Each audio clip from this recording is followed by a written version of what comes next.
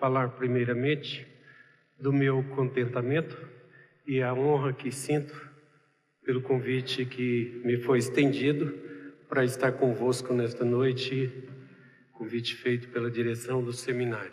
Uma grande honra para mim falar a servos de Deus, pessoas que serão usadas como instrumentos de Deus.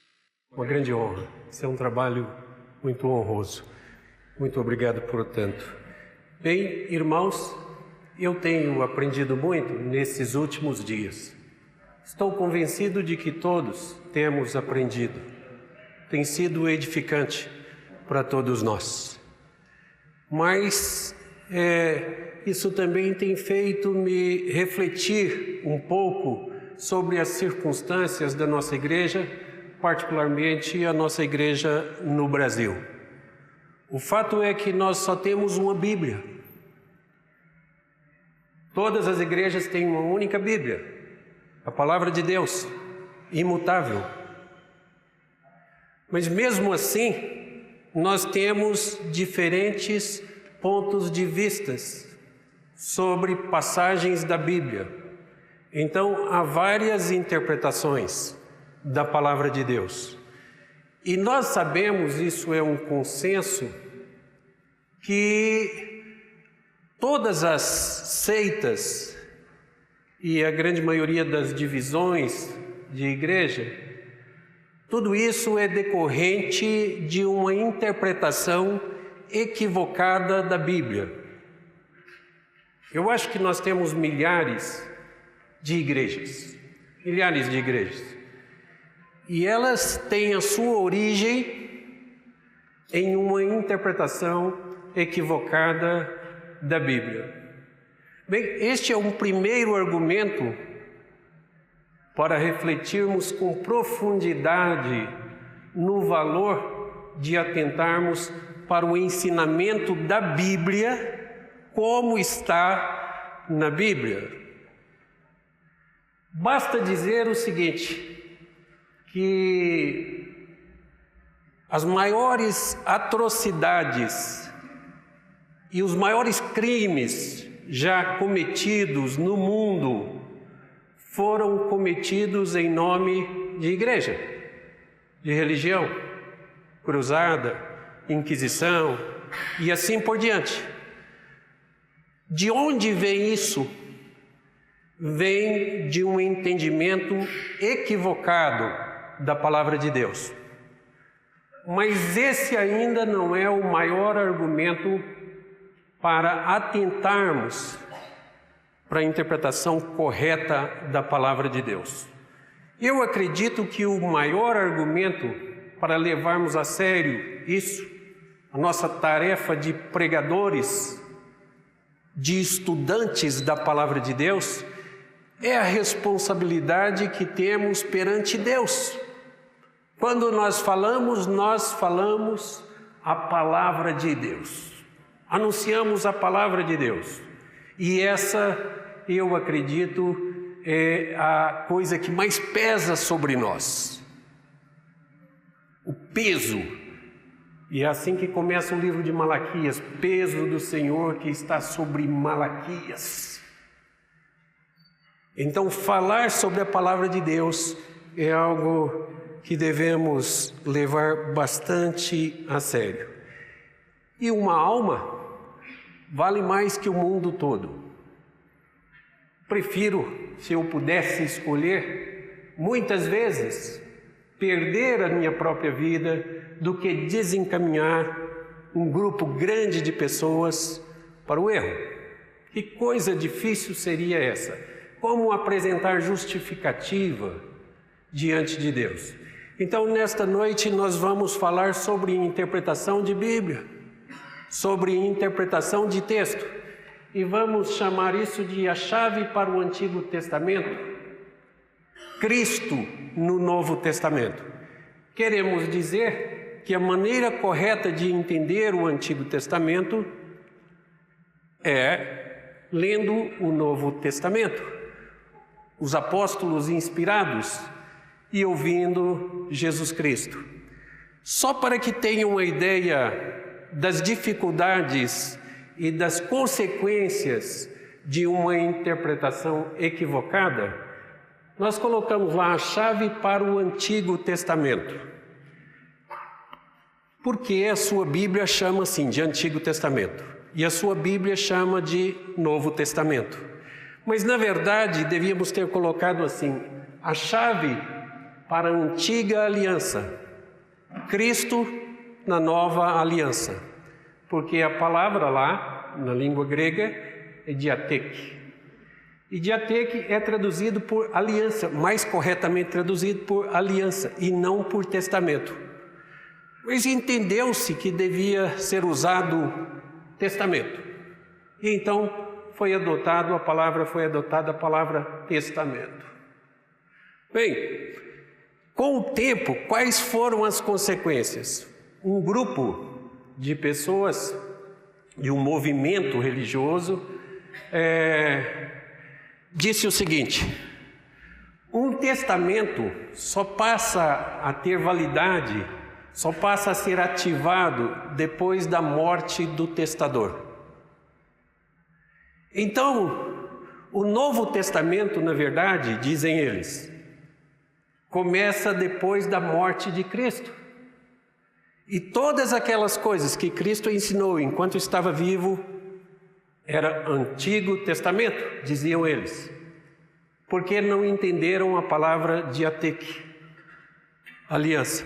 Então, esse movimento chamado de dispensacionalista, um dispensacionalismo antigo, acredita que a oração dominical não é para nós, ela é para Israel.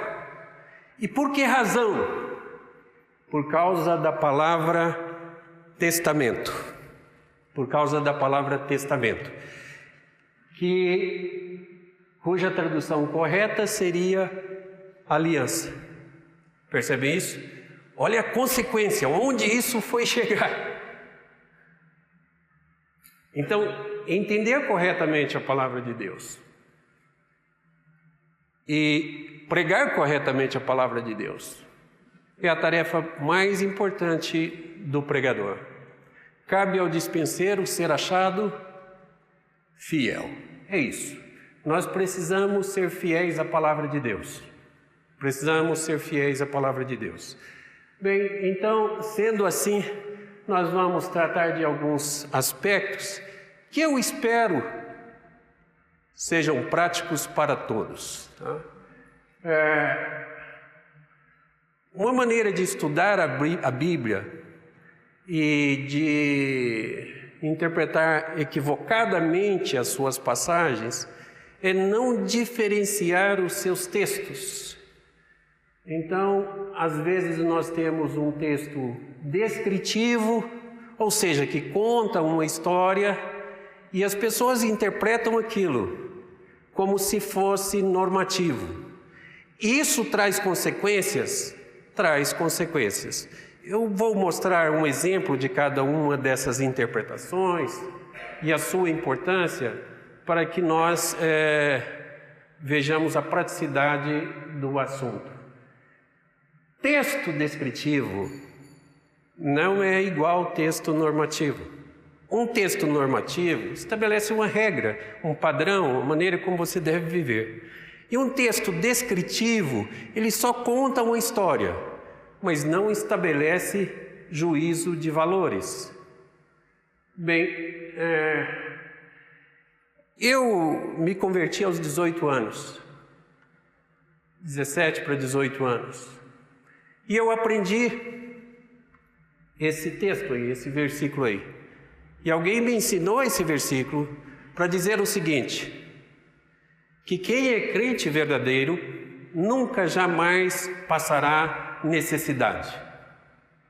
Eu acredito que todos vocês já ouviram em alguma medida esse argumento. Porque Davi disse: fui moço e já agora sou velho, mas eu nunca vi o justo desamparado e nem a sua descendência mendigar o pão. Ora, o que Davi está dizendo aí é que ele jamais viu. Ele não está dizendo que não pode haver. Pelo contrário, Jesus diz que os pobres sempre tereis convosco. Nós sempre temos pobres nas igrejas. E pessoas que padecem de grandes necessidades. Há contradição e há erro na Bíblia? Não.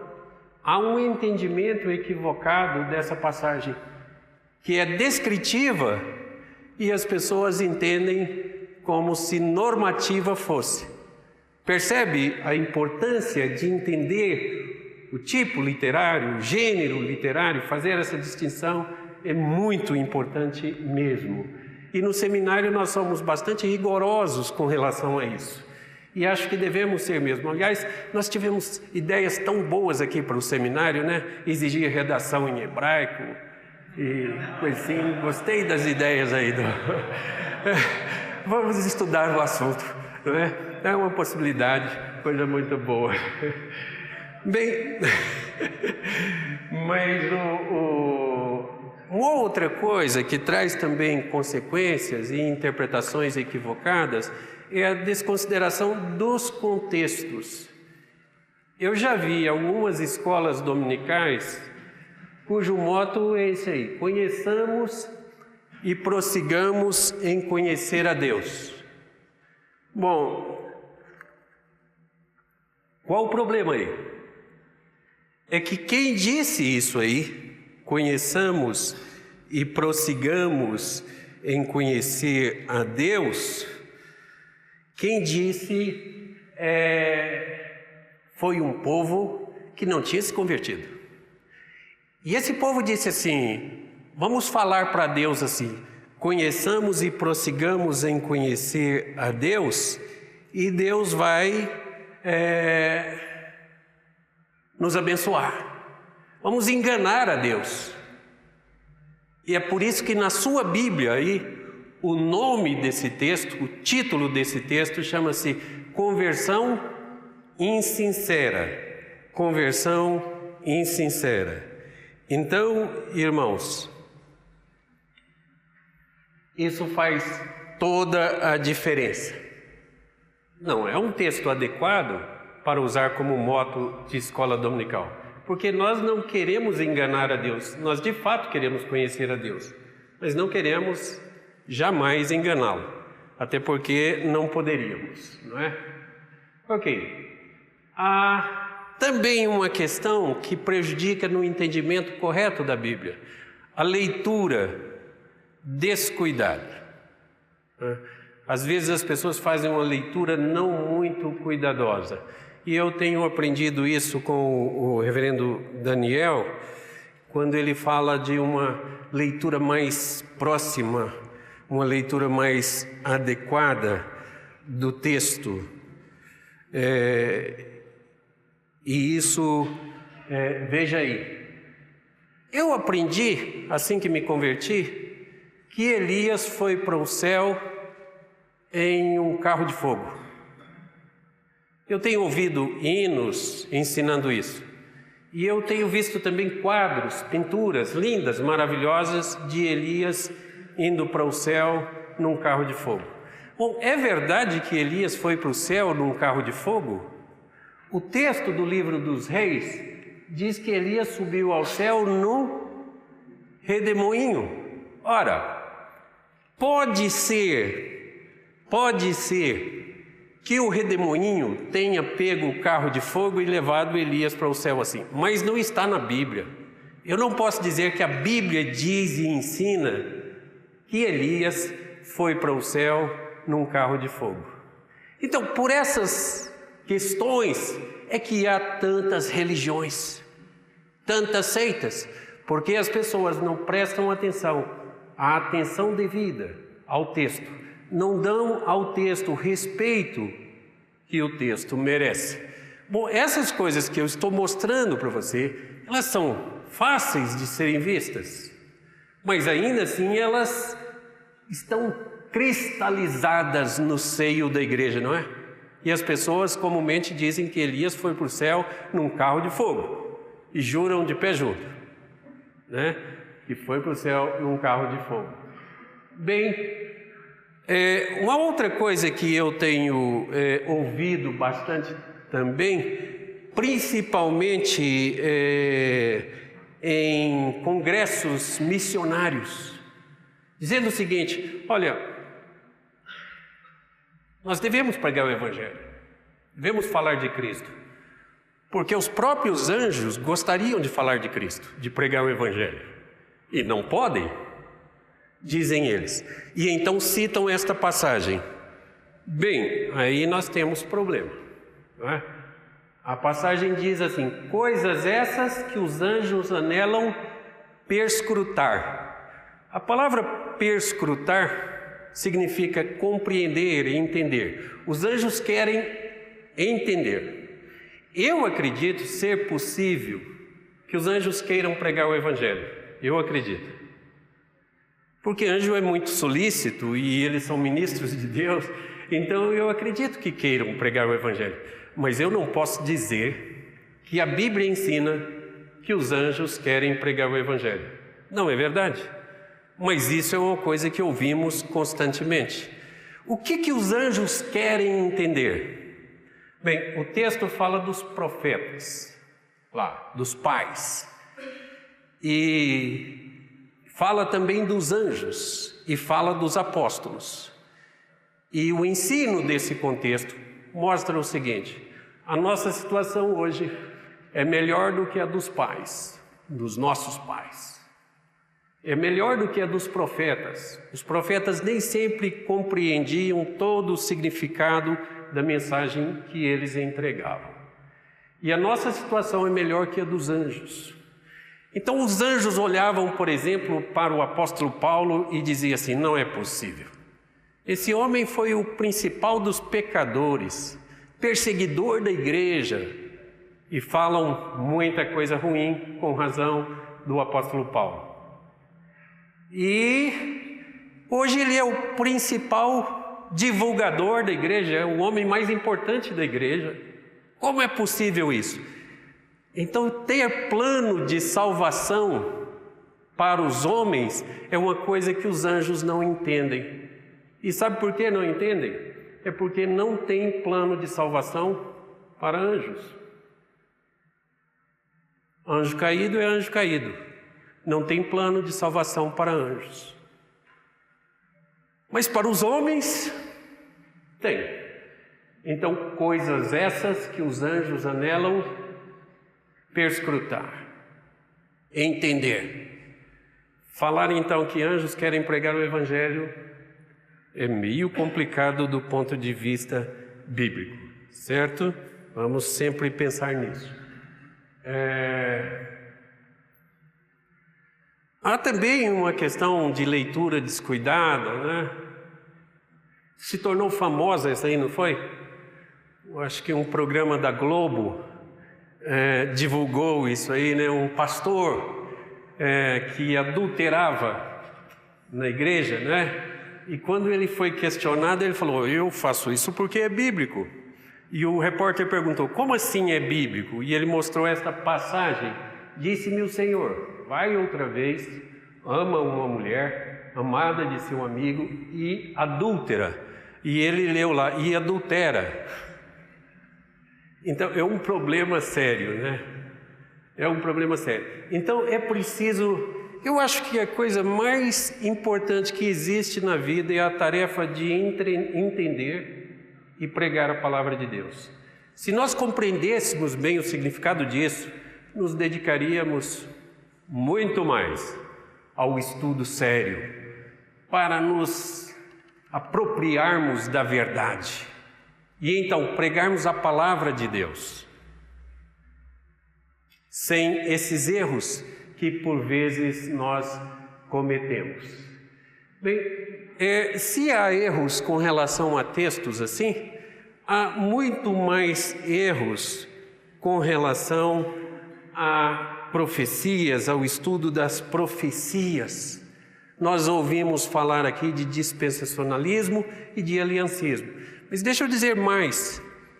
Aqui entre nós há muitas pessoas que têm pontos de vista diferentes. Nós temos uma Bíblia só, mas há pessoas que entendem de modo diferente. Então por quê? precisamos dar toda a importância para os princípios de interpretação, princípios do próprio texto.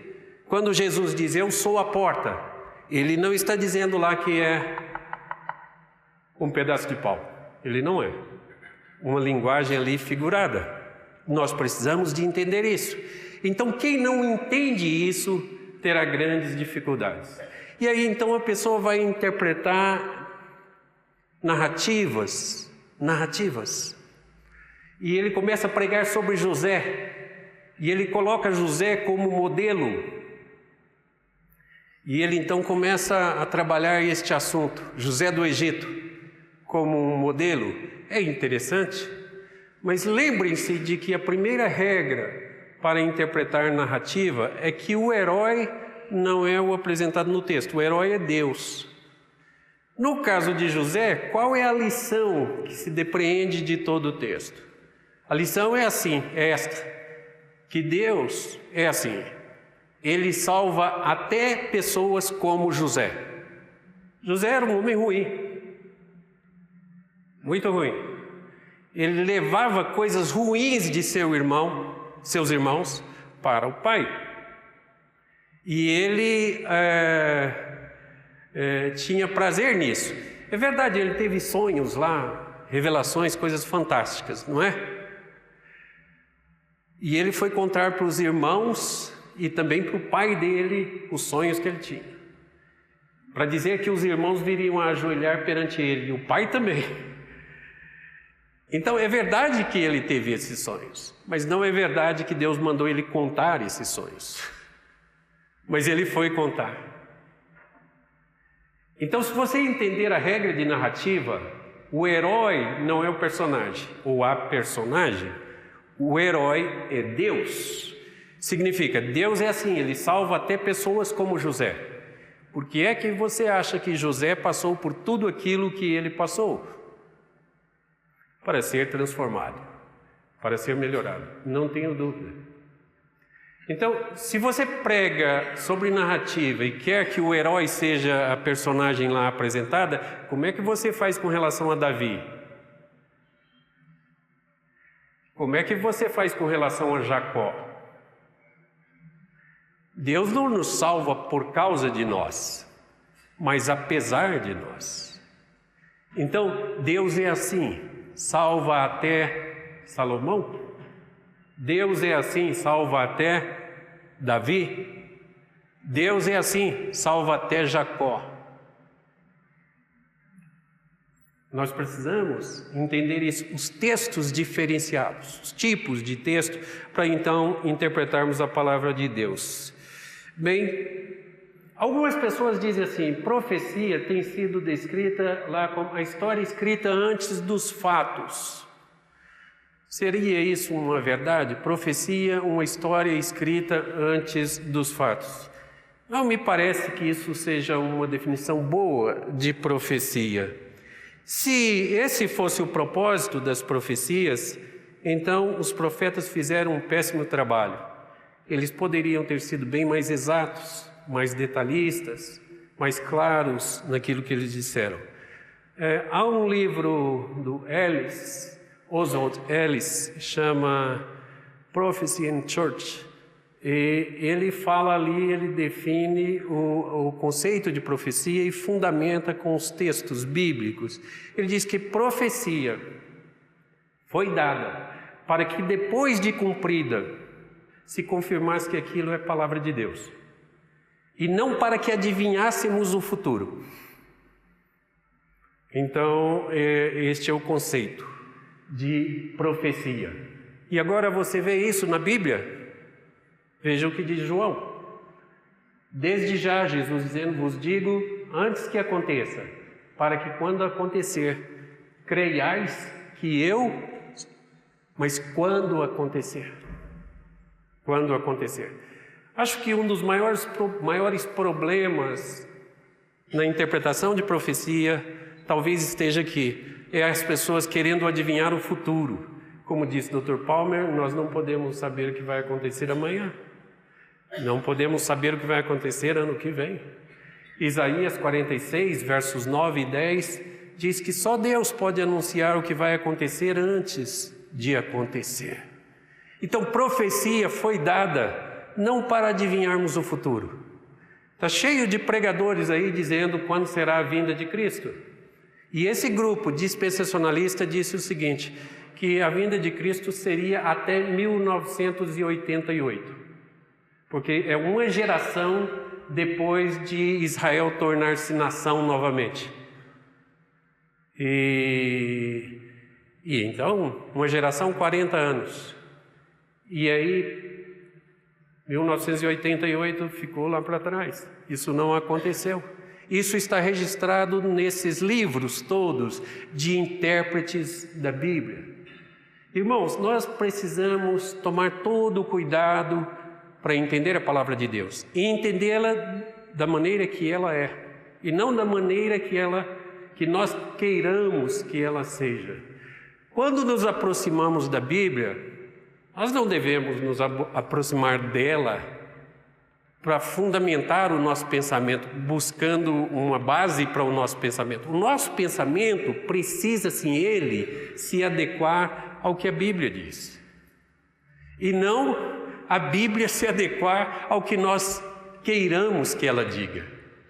Então, é um problema sério esse.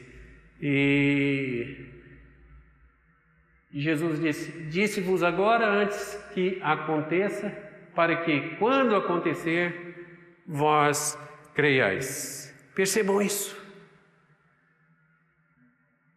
Muita gente anunciando a data da vinda de Cristo, a época da vinda de Cristo. E as pessoas falam dos sinais, só que se você olhar no Evangelho de Lucas, diz assim, quando você vir os sinais, ainda não é o fim. Não é o fim.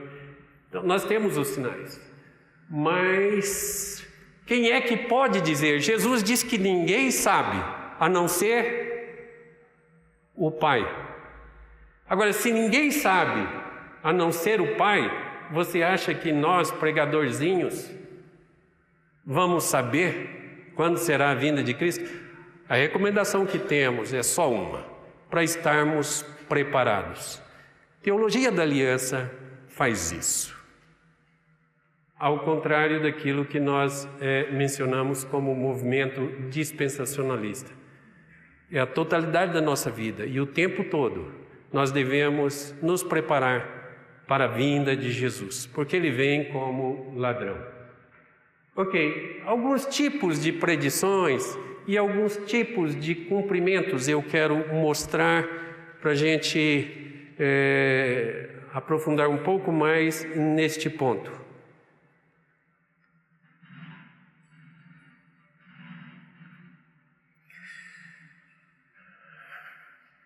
Nós temos alguns textos não preditivos, que na verdade quando nós vamos ao Novo Testamento, o Novo Testamento interpreta como profecia.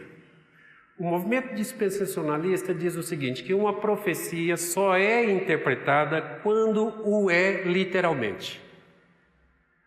Mas nós temos textos no Antigo Testamento que não se nos apresentam como profecias, mas são profecias. Temos algumas profecias completadas ou completas, algumas incompletas, que foram cumpridas parcialmente, não é? E algumas que não tiveram aplicação imediata para aquela época, só algum tempo depois. Temos todo esse tipo. Eu vou mostrar alguns exemplos. E o cumprimento, às vezes ele é literal, a maior parte das vezes é literal, às vezes é figurado e às vezes é espiritual. Bom, o movimento dispensacionalista diz que só existe um meio de interpretar profecia, e esse meio é o literal. Significa que se aqui no nosso texto nós tivermos uma outra interpretação, que não seja literal, o princípio hermenêutico desse movimento cai por terra. Então, irmãos, vamos considerar isso. Por exemplo, esse texto aí não preditivo.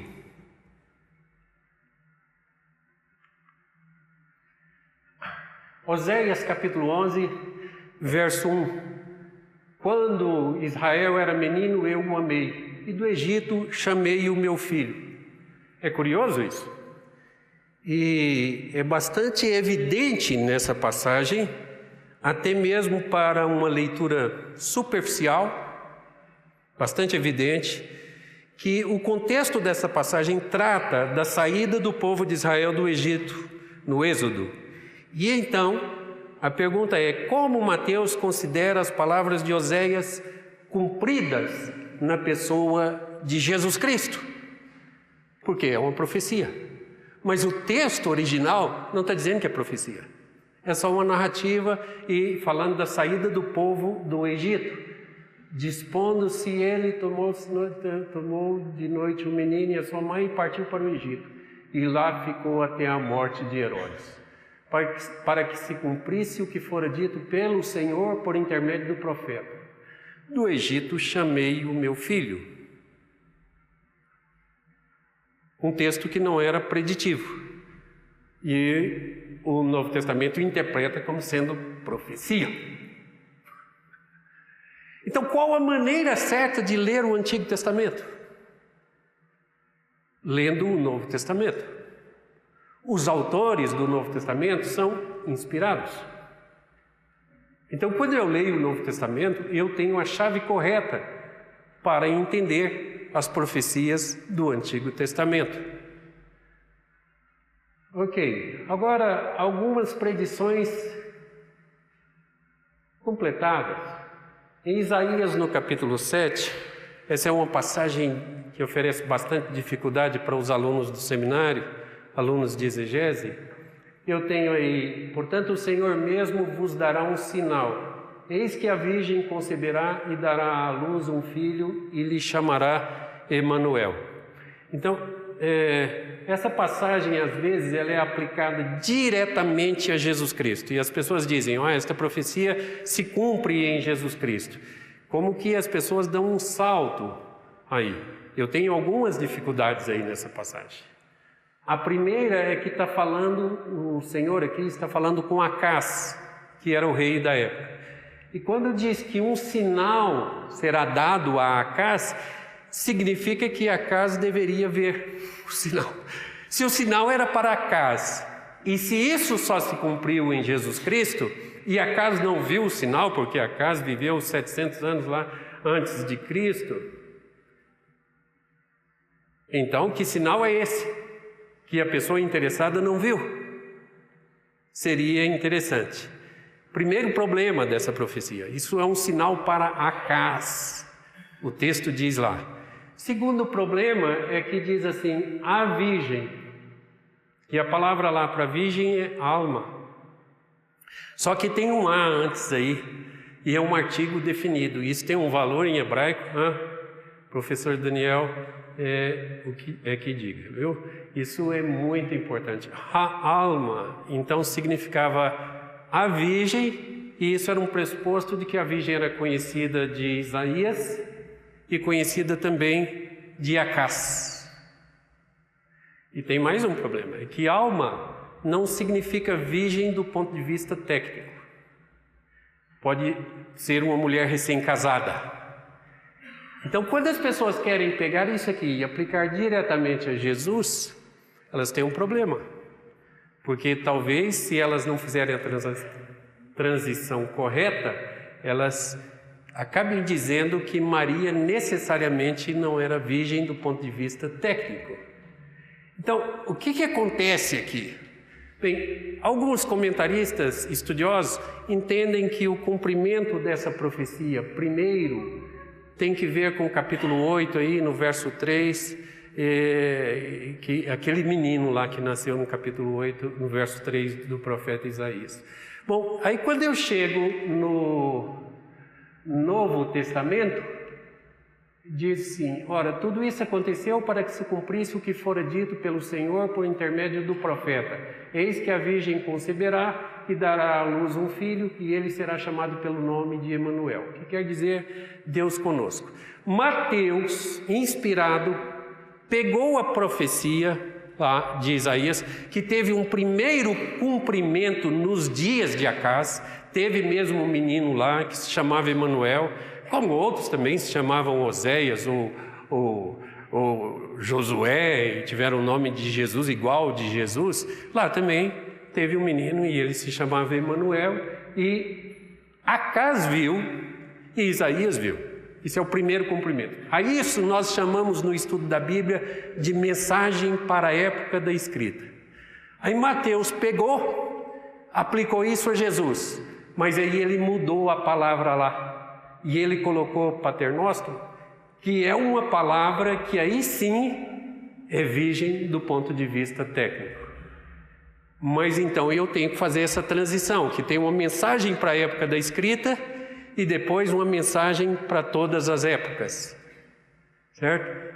Agora, se eu quiser entender isso sem fazer essa passagem e só de forma literal, olha, a dificuldade vai ser grande e eu vou acabar dizendo heresias, ensinando heresias.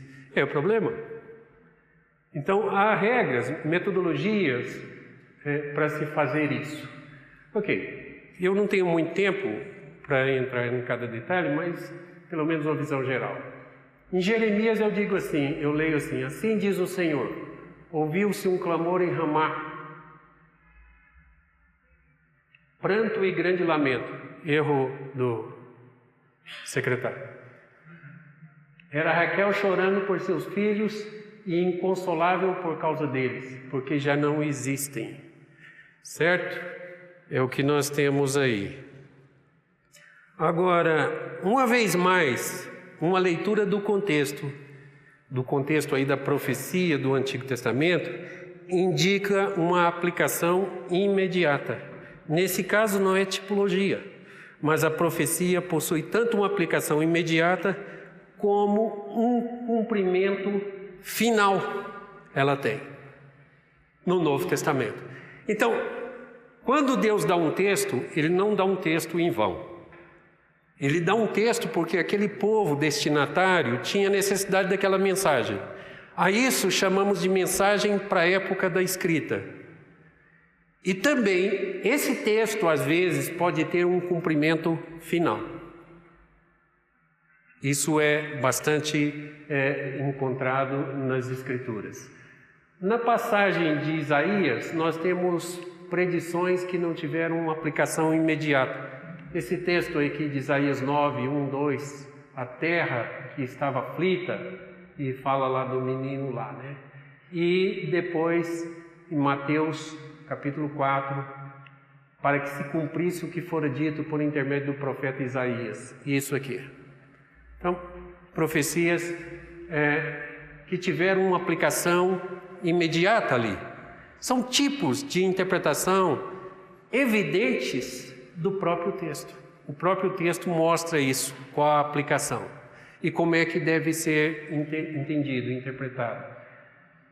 Agora, com relação ao cumprimento, veja aí que esse é um cumprimento literal em Zacarias 9:9, profetizado e cumprido aí em Mateus 21, verso 5. Veja lá que fala do Salvador humilde, montado em jumento, no jumentinho, cria de jumenta. Quando eu vou ao Novo Testamento, eu tenho aí o cumprimento disso literal. Isso é um cumprimento literal. Eu não quero negar isso. Ninguém pode negar. E eu tenho que aceitar o que está na Bíblia. E é só o que está na Bíblia. E eu pego a minha Bíblia e digo: fala a Deus. E é Ele que fala. É o texto que fala. Não sou eu. Não é o que eu penso. É o que Deus fala. Por essa razão, eu tenho evitado, inclusive, pregar sobre temas de teologia sistemática, para não fugir de texto. Do Antigo Testamento, desde o início, quando Deus manda a gente pregar a palavra, A ideia é sempre essa: prega a palavra. Prega a palavra. Não os conceitos e as coisas todas que nós às vezes amarramos tão bem. Não isso. Prega a palavra. Então, o pregador da palavra é aquele que expõe o texto, e somente o texto. Nós temos já até anedotas consagradas sobre isso, né? Dizem que a grande maioria dos pregadores lê o texto, se esquece do texto e nunca mais volta para o texto, né? Nós temos isso. Irmãos, nós somos chamados para pregar a Bíblia, a palavra de Deus. E entender isso. Agora, se esse cumprimento é literal, veja esse cumprimento aí, se é literal. E aí é problema, porque porei sobre o seu ombro a chave da casa de Davi. Ele abrirá e ninguém fechará, fechará e ninguém abrirá. É uma chave dessa que você abre a porta da casa grande, põe aqui nas costas e leva, não é? Não é. Diz: ao anjo da igreja em Filadélfia escreve: estas coisas diz o santo, o verdadeiro, aquele que tem a chave de Davi. O poder de Jesus. Isso é figurado. Como posso escapar disso? Não tem como. Como é que toda profecia só é interpretada se for literalmente? Não é verdade. Não é verdade. Aí está um cumprimento figurado, inegavelmente figurado. Não está dizendo que Jesus é uma chave. Está dizendo que ele tem o poder da casa de Davi. Isso no texto original, lá no texto da profecia, diz respeito a Eliaquim. E ele tinha acesso a Davi, e você só conseguia falar com Davi através de Eliaquim. E Jesus tem esse poder. Você só chega ao Pai através de Jesus. Então isso é bastante interessante, mas é figurado. Inegavelmente figurado. Então, submeter-me à Bíblia é uma coisa difícil.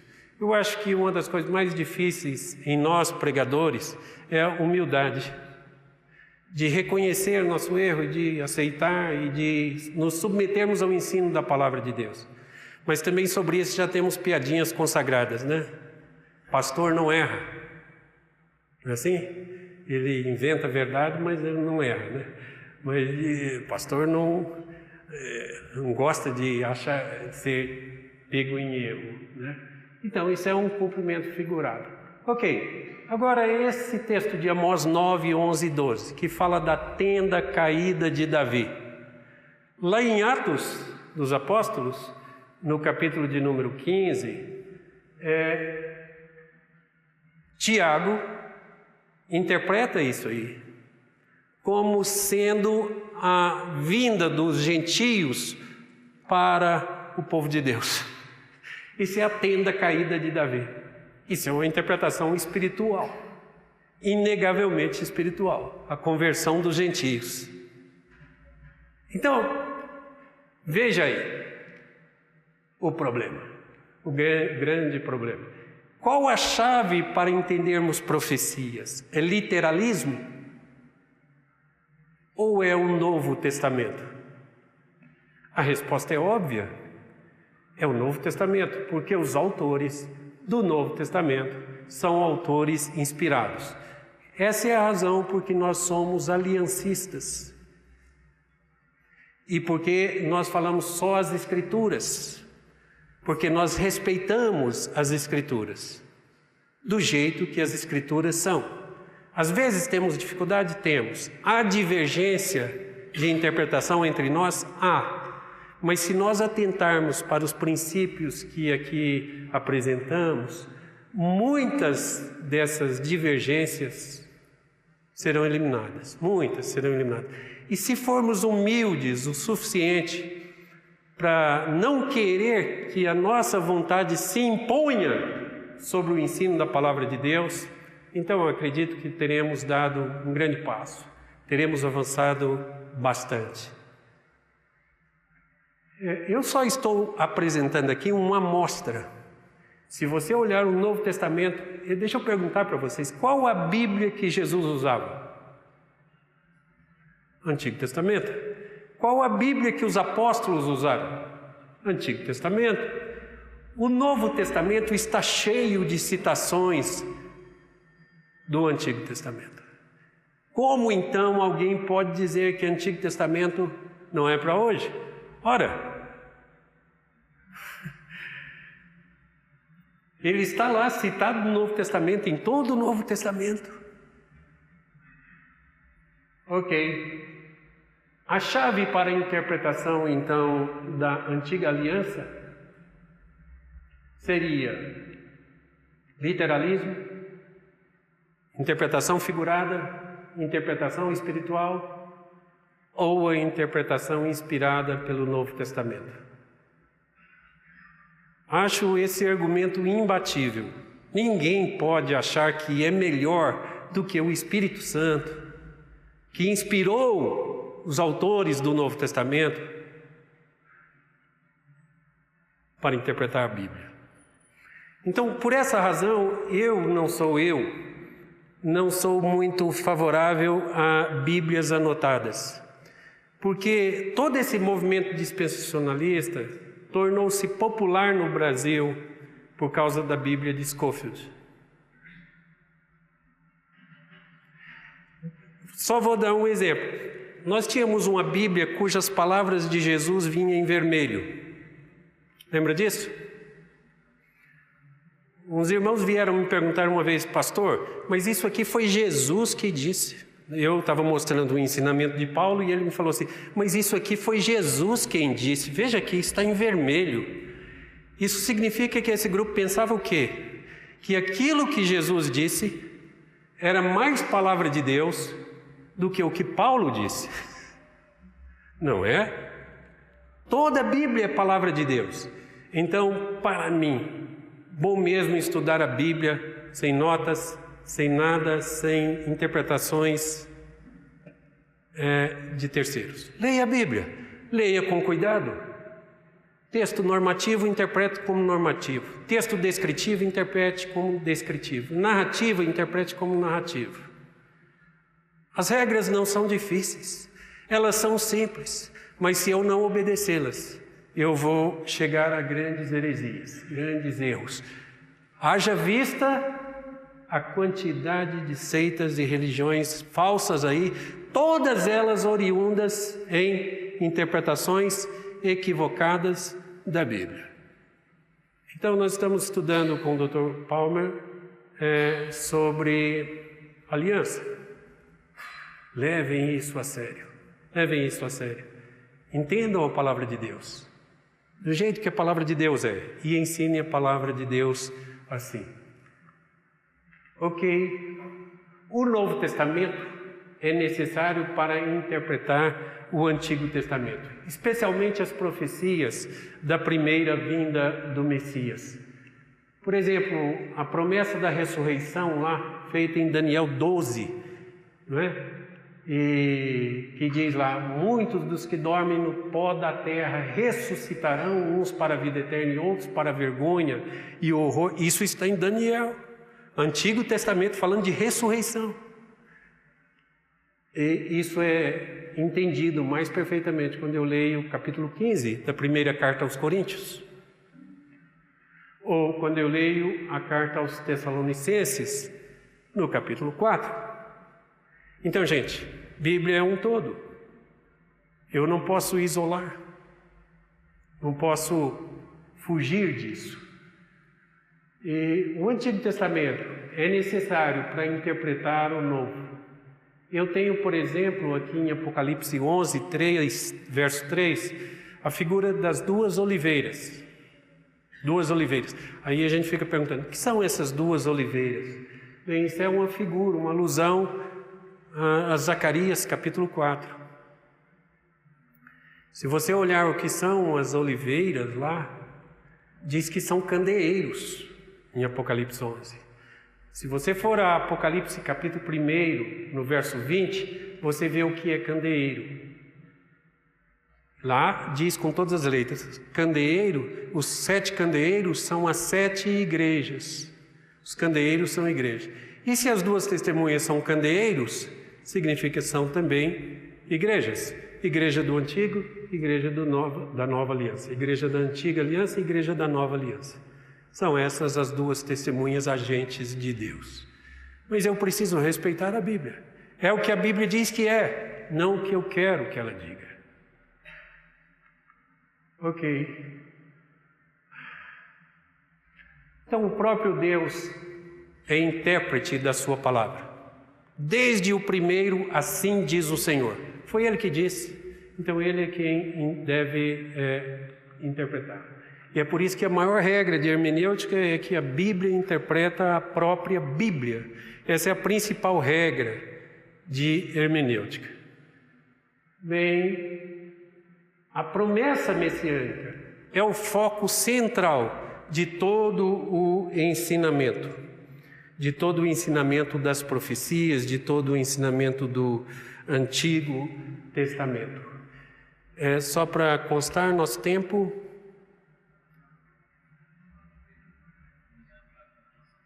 Certo. Então, os escritores do Novo Testamento reconheceram Cristo como o perfeito cumprimento das promessas de Deus. Todas as promessas de Deus. Isso está visto também na Bíblia. Quando Paulo diz aqui, e agora estão sendo julgados por causa da esperança da promessa que por Deus foi feita a nossos pais. A esperança da promessa é Jesus Cristo. E mais, nós vos anunciamos o evangelho da promessa feito a nossos pais, como Deus cumpriu plenamente a nós, seus filhos, ressuscitando Jesus.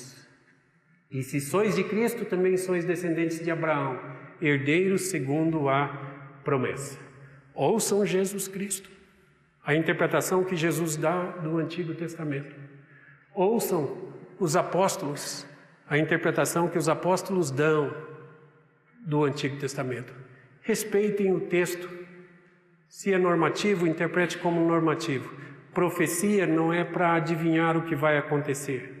É para que depois que acontecer, eu confirmo que aquilo é palavra de Deus. Se o texto for normativo, trate como normativo. Se o texto for descritivo, trate e respeite-o como descritivo. E então, qual a chave para entender a Bíblia? A Bíblia. Quem melhor interpreta a Bíblia? Cristo no Novo Testamento. Os apóstolos inspirados. E eles mostraram cumprimento de profecia literal, cumprimento de profecia figurado e cumprimento de profecia espiritual. Eu tenho muitos gêneros literários na Bíblia, muitos tipos literários. Eu preciso respeitá-los se eu quero entender corretamente a palavra de Deus. Que Deus os abençoe e nos abençoe nessa árdua tarefa de estudar cuidadosamente a palavra de Deus, porque cabe ao dispenseiro ser achado fiel. Que Deus nos abençoe.